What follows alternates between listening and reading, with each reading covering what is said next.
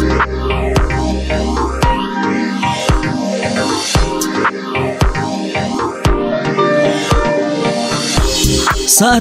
Anda mendengarkan Sahabat Dokter yang dipersembahkan oleh SOS Global Ministry.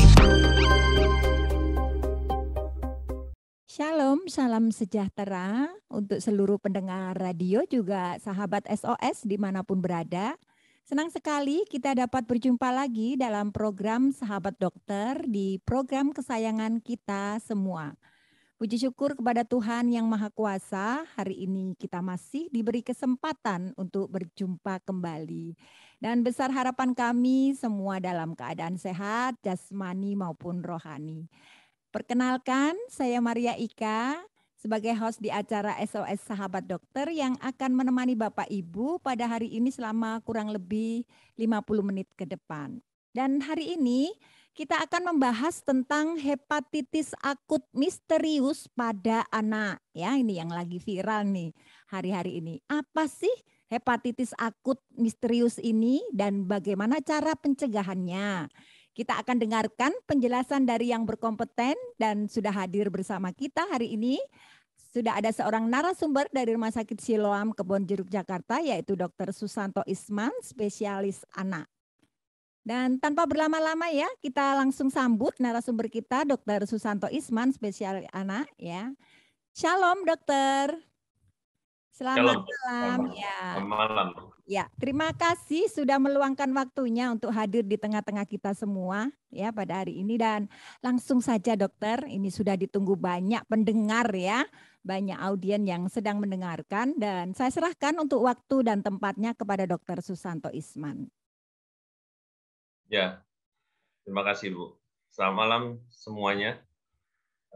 Senang pada malam hari ini kita dapat bertemu dalam bahas suatu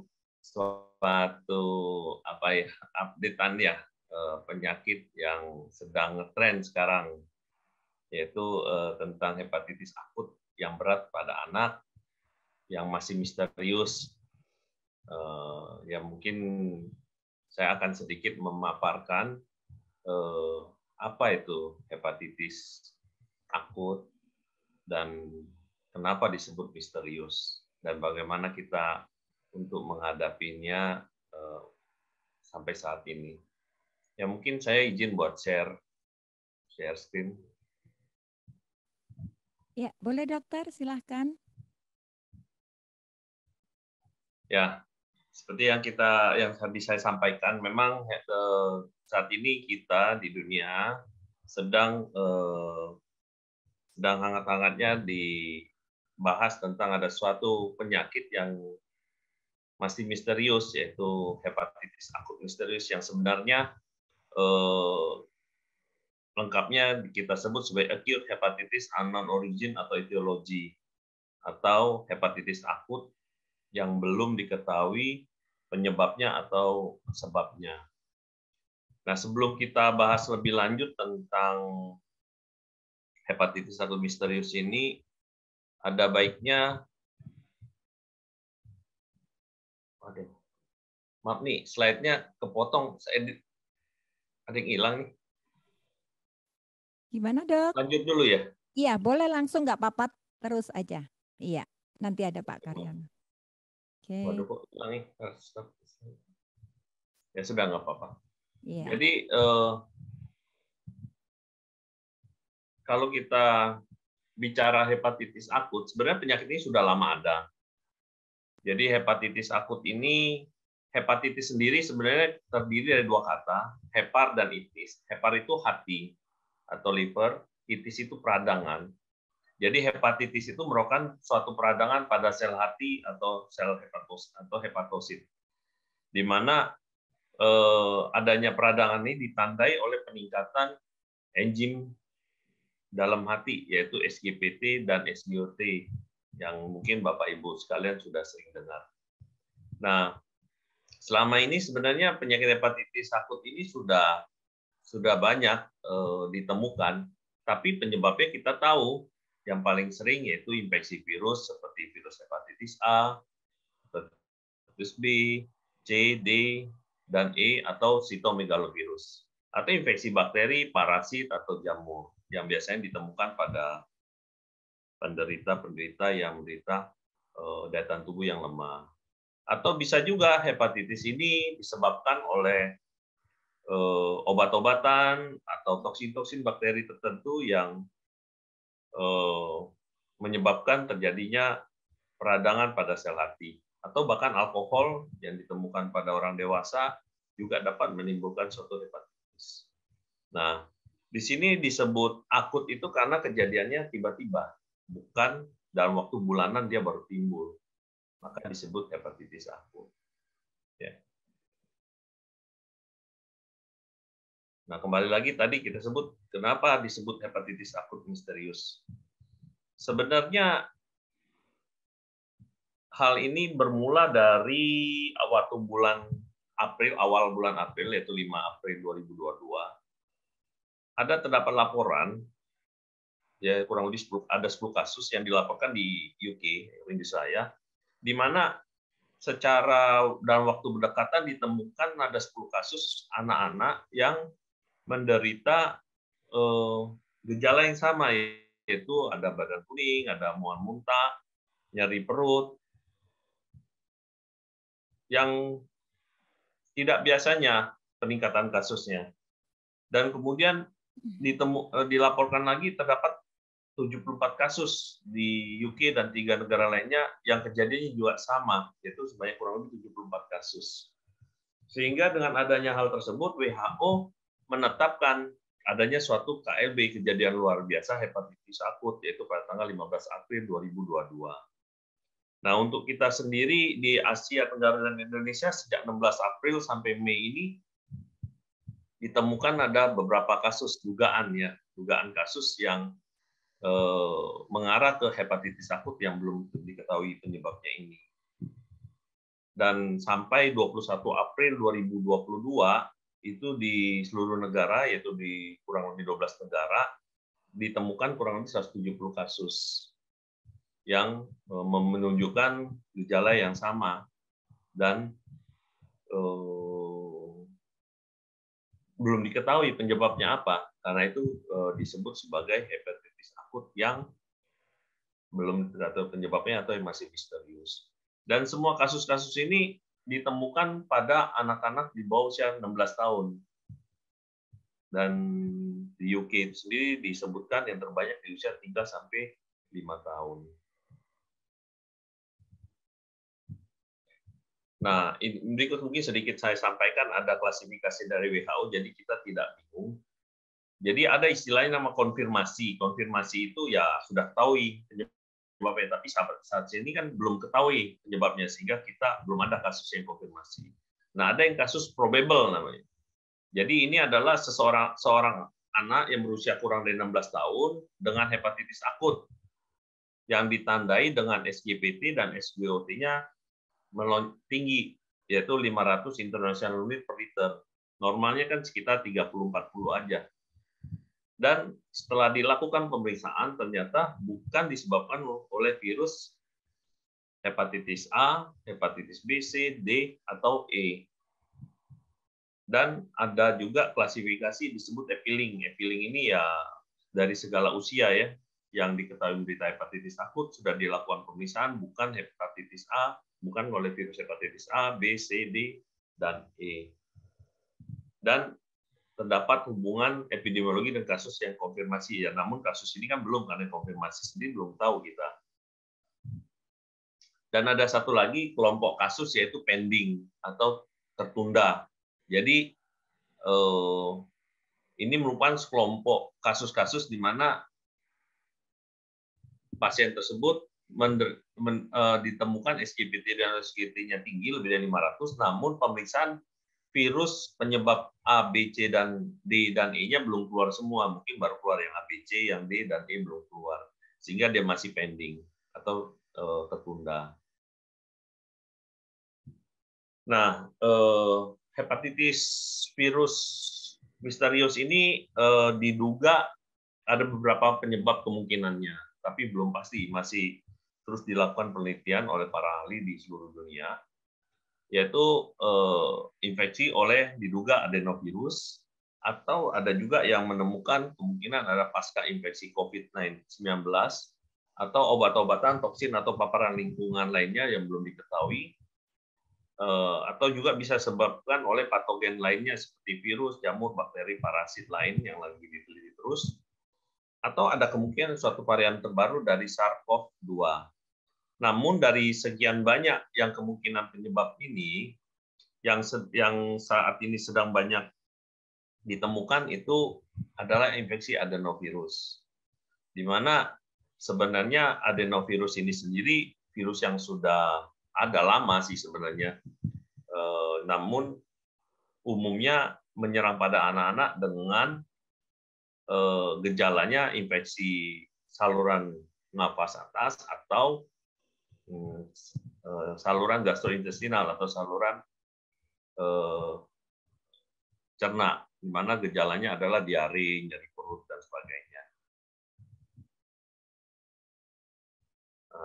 Adenovirus sendiri jarang sekali ditemukan menyebabkan menjadi hepatitis, karena itu belum bisa diambil kesimpulan.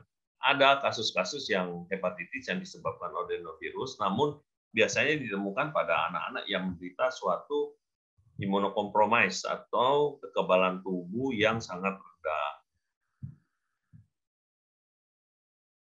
Nah, berikut ini beberapa gejala yang ditemukan pada kasus-kasus yang sudah ada, seperti gejala awalnya suka ada mual muntah, nyeri perut, demam, diare. Ya, ini gejala saluran cerna lah ya, infeksi saluran cerna, dan kemudian diikuti oleh ada mata dan badan kuning, buang air kecil teh pekat, buang air besar warna putih pucat atau warna dempul, bahkan yang lebih berat lagi bisa terjadi kejang dan penurunan kesadaran. Nah, tadi gejalanya kemudian ada tandanya juga. Tandanya itu berupa peningkatan dari enzim hati yang tadi disebutkan, SGPT dan SGOT lebih dari 500 international unit per liter. Dan pada pemeriksaan laboratorium lanjutan tidak ditemukan virus hepatitis A, B, C, D, dan E. Dan pada beberapa kasus ditemukan infeksi SARS-CoV-2 dan atau adenovirus.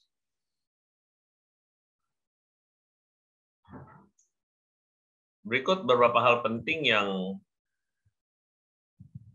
perlu kita ketahui tentang penanganan hepatitis akut ini sendiri.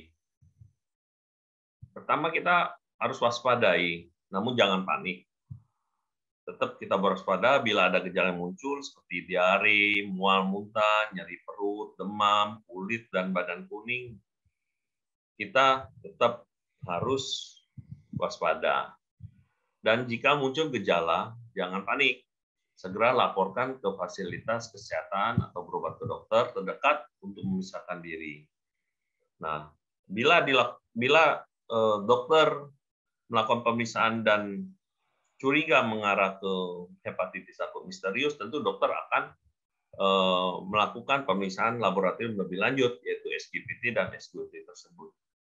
Apabila memang hasilnya tinggi, di atas 500, dia masuk ke kasus yang mungkin kita duga bisa ke arah hepatitis akut misterius ini, sehingga dilakukan pemeriksaan virus hepatitis A, B, C, D, dan E. Dan jika terjadi penurunan kesadaran atau kejang, segera bawa pasien ke rumah sakit terdekat dengan fasilitas ICU anak. Nah, untuk pencegahannya sendiri bagaimana? Karena kita sendiri belum tahu penyebab pasti dari hepatitis misterius ini apa, tentu kita berpedomannya pada update data yang terakhir, hasil penelitian atau data-data epidemiologi yang dikumpulkan, di mana kemungkinan adalah adenovirus, kemungkinan.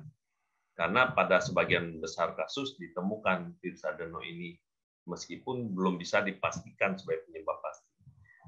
Karena hal tersebut, maka kita tahu bahwa adenovirus itu virus yang penyebarannya biasanya melalui fekal oral. Fekal oral itu artinya melalui kotoran kita, kotoran manusia yang terkontaminasi sama virus, kemudian mungkin orang tersebut yang menderita sakit itu mungkin higienis kurang bersih, kemudian tangannya yang habis mungkin cebok, kemudian memegang makanannya terkontaminasi oleh virus dan dimakan orang lain, maka orang lain tersebut bisa tertular. Demikian yang disebut sebagai penularan fekal oral. Atau melalui percik ludah. Umumnya tersebut dua hal tersebut yang menyebabkan penularan pada adenovirus. Oleh karena itu, kita pencegahan secara umum, kita minta masyarakat atau kita sendiri tetap tenang dan waspada, nggak usah terlalu panik, karena hal tersebut bisa kita cegah, yaitu dengan cara rutin mencuci tangan dengan sabun dan air mengalir, kemudian meminum air bersih yang matang dan makan makanan yang bersih dan matang penuh, keempat, membuang tinja dan atau popok pada tempatnya, dan tidak menggunakan alat makan dengan orang lain secara bersamaan, menjaga kebersihan rumah dan lingkungan, mengurangi mobilitas, menjaga jarak dan menggunakan masker, memeriksakan segera anak jika dengan terdapat gejala-gejala yang tadi disebutkan. Ya, dan yang satu lagi berhubungan juga dengan masih pandemi COVID-19 ini, ya tentu tetap lakukan 6M, itu memakai masker, mencuci tangan, menjauhi kerumunan, membatasi mobilitas, menjaga jarak minimal 1,5 meter, dan menghindari makan bersama sedapat mungkin. Ya mungkin itu sedikit pemaparan saya tentang hepatitis akut misterius ini yang perlu kita waspadai, namun tidak usah kita paniki atau takuti. Demikian, Bu. Iya, dokter. Ya. Luar biasa ya. Ini tidak perlu panik ya, dokter ya. Ya. Cukup kita jaga kebersihan, tidak ada masalah ya. Terima kasih dokter untuk pemaparannya yang sangat padat dan jelas sekali. Dan ini sudah ada masuk nih banyak pertanyaan ya. Kita akan langsung saja masuk untuk sesi tanya jawab ya, Dok. Ya, silakan, Bu. Ya, ini saya bacakan satu-satu, dokter langsung jawab per satu pertanyaan ya. Ini yang pertama, apakah penyakit hepatitis misterius ini bisa juga menyerang orang dewasa, dokter? Silakan, dokter. Ya, makasih.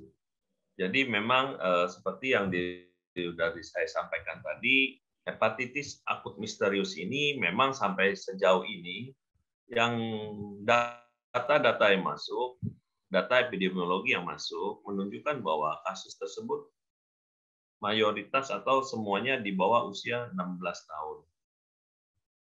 Jadi mulai dari usia beberapa bulan sampai usia 16 tahun, Bu. Belum ditemukan pada usia di atas 12 tahun sampai saat ini ya, Bu. Kita nggak tahu ke depannya bagaimana. Iya. Karena ini lagi terus dikumpulkan data-datanya. Iya. Jadi batasan usianya yang terbanyak di usia 16 ke bawah ya, dokter ya? Ya, di UK itu 3 sampai 5 tahun. Oh, usia 3 sampai 5 tahun ya. Yang di Inggris ya. Data per bulan Mei 2022. Jadi data-data di 3 sampai 5 tahun itu sekitar 50%. Tapi masih kita juga belum tahu ya, Dok ya, nanti ke depannya data masuk lagi, kita kan baru dapatnya yang anak-anak ini dulu ya. Ya, betul, Bu. Tapi tetap jaga kebersihan, jaga kesehatan ya, Dok ya. Betul, Bu. Oke, ini yang kedua, dokter. Hepatitis akut ini kan infonya belum diketahui, dokter, penyebabnya. Apakah ini bisa menular, Dok? Kalau bisa lewat jalur apa saja penularannya? Ya. Jadi memang seperti yang saya sampaikan tadi, karena kita juga belum tahu penyebab pastinya, namun dari data-data yang masuk itu banyak kasus yang disebabkan oleh adenovirus, di mana ya adenovirus ini memang termasuk virus yang bisa menular, Bu. Jadi berpedoman pada kondisi terakhir ini ya kita waspada, Bu. Artinya kalau terjadi penularan kita sudah tahu kalau memang karena adenovirus ini ya penularannya melalui saluran cerna fekal oral tadi atau melalui droplet percik ludah. Jadi tetap protokol kesehatan kita jalani, kita tidak memakai alat makan bersama-sama, kemudian kita pastikan bahwa setiap makanan atau minuman yang kita konsumsi tersebut bersih dan sudah matang, Bu. Yeah. Kemudian kita juga memakai masker bila keluar rumah untuk mengurangi risiko tertular apabila penularannya benar dari percik ludah, Bu. Ya. Ini hampir mirip dengan hepatitis yang menyerang orang dewasa juga sama ya, Dok ya? Cuma ini kan yang anak-anak kebanyakan yang terkena yang akut misterius ini ya, Dok? Ya, jadi hepatitis kita sebut kuncinya misterius. Misterius itu karena belum tahu penyebabnya. Betul. Jadi karena belum tahu penyebabnya, yang umumnya sudah ada penyebab hepatitis akut itu kan tadi yang paling banyak itu A, B, C, D, atau E. Iya. Nah, itu markernya ada. Jadi kita bisa periksakan. Nah, kebetulan yang dari data-data yang saya sampaikan tadi bahwa terjadi peningkatan kasus yang mendadak dalam waktu singkat, di mana ada gejala hepatitis akut pada anak di bawah 16 tahun, ditandai oleh SGPT dan SGOT yang meningkat cukup tinggi, atau di atas 500, namun diperiksakan virus penyebab seperti virus hepatitis A, B, C, dan E-nya belum negatif, ternyata negatif, Bu. Iya. Nah, jadi disebut masih misterius. Baik, Dok. Ya, jadi saya semakin paham ini, Dok. Ya. Terima kasih penjelasannya, Dokter. Dan ini ada lagi pertanyaan masuk yang ketiga, saya bacakan, Dokter. Apakah ini jenis penyakit berbahaya, Dokter? Adakah dampaknya bila seseorang terkena penyakit hepatitis misterius ini, Dok? Mohon penjelasannya. Kalau kita berkaca dari hasil pengumpulan data, seperti disebutkan bahwa per 21 April itu terdapat 170 kasus hepatitis akut di seluruh dunia, yaitu di kurang lebih 12 negara. Itu ternyata ada 17 kasus yang harus menjalani transplantasi hati atau ganti hati ya. Disebabkan karena terjadi gagalan fungsi hati pada pasien tersebut. Dan bahkan ada satu pasien yang meninggal. Dan kemudian di Indonesia sendiri dari ada kurang lebih 4 sampai update saat ini ada 18 kasus ya. 18 kasus itu ada 2 yang sudah meninggal. Meskipun yang itu baru dugaan ya, artinya dugaan belum confirm, belum probable, belum, karena hasil pemeriksaan virus hepatitis yang ABCD itu belum keluar semua. Yeah.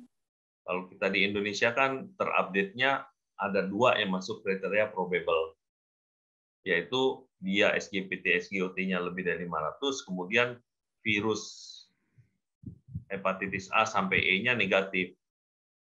Itu baru 2. Ada kurang lebih 16 kasusan yang lagi pending.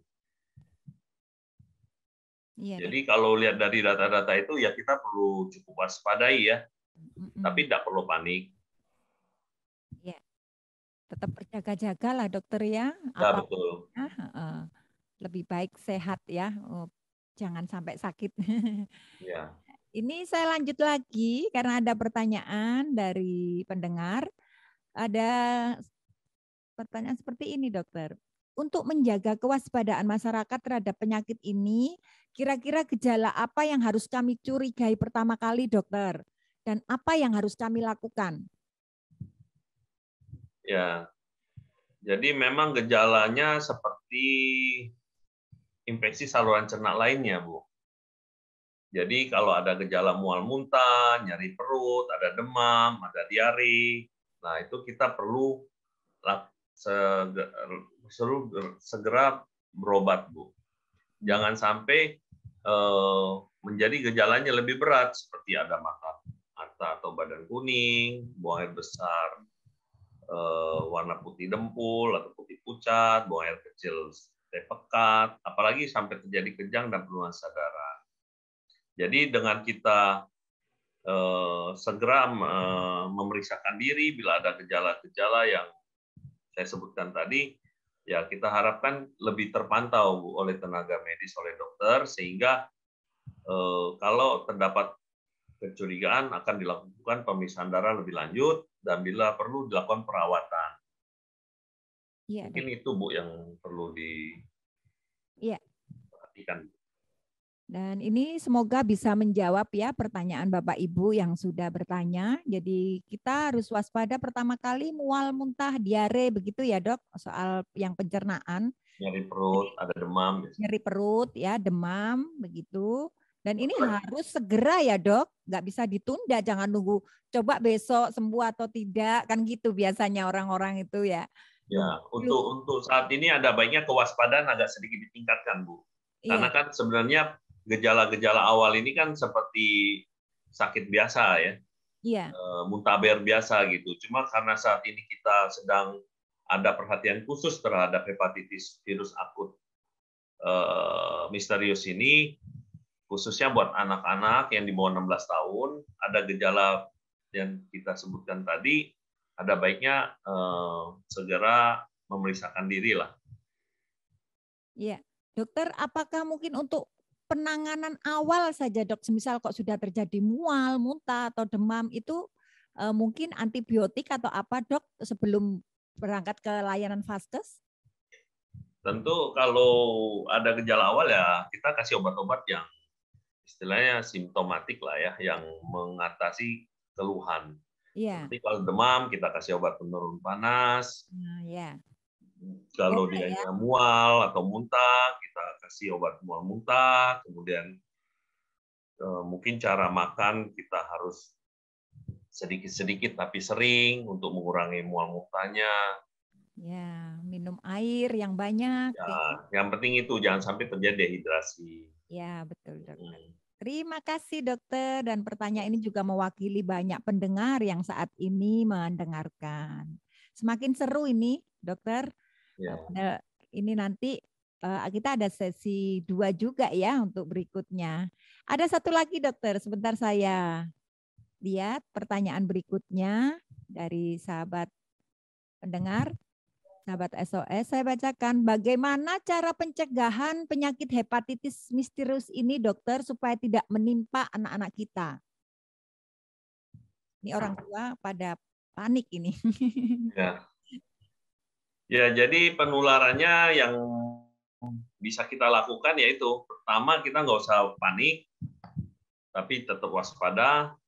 Kemudian ya protokol kesehatan tetap jalankan. Betul.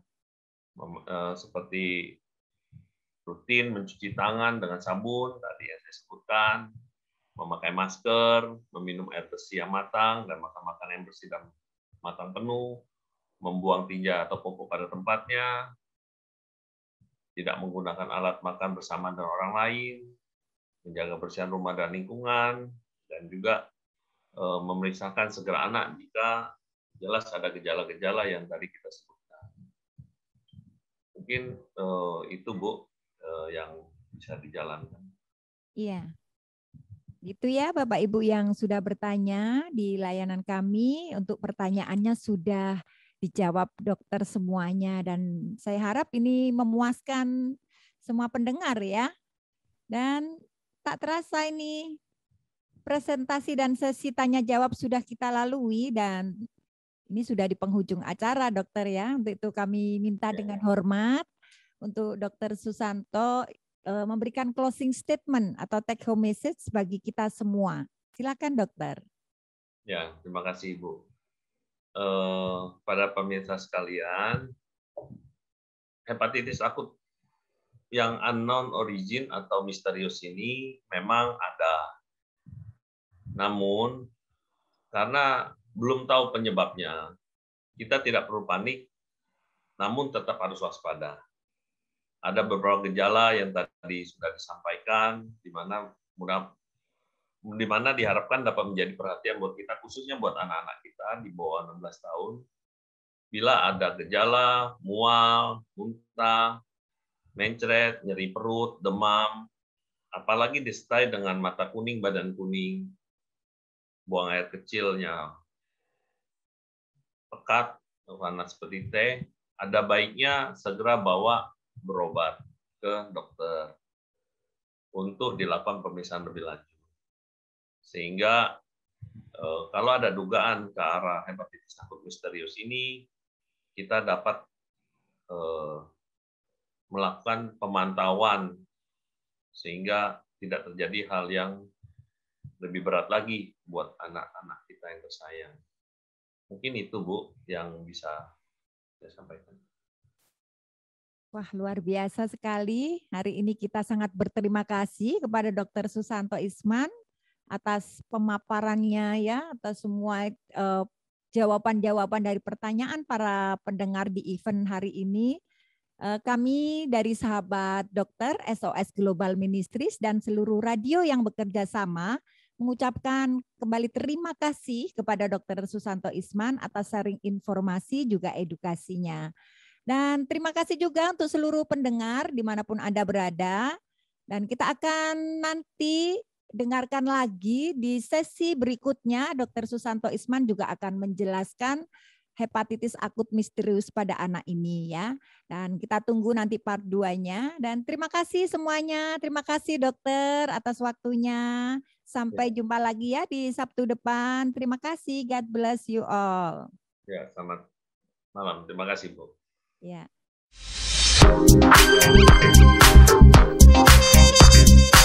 Baru saja Anda mendengarkan Sahabat Dokter yang dipersembahkan oleh SOS Global Ministry.